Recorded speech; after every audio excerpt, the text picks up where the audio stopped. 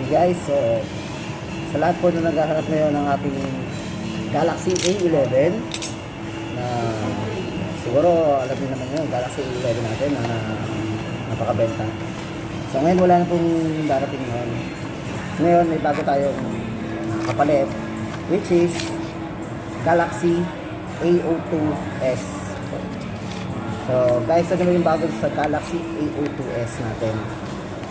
Siguro kung i-compare natin yung dalawa, or Galaxy A11, A11 is 3GB RAM, then 32GB internal memory. Then sa bago naman natin na A02s ay 4GB RAM, 64 internal memory.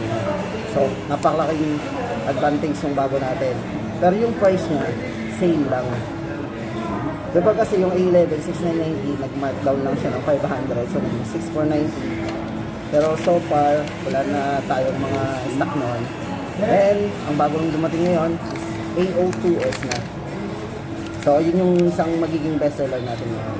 Kasi halos doble na yung specs niya dun sa bago. And isa pa doon, mas pinataas na yung battery niya.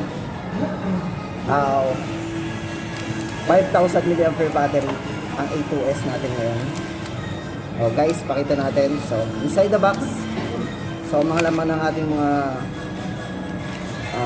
accessories, check natin.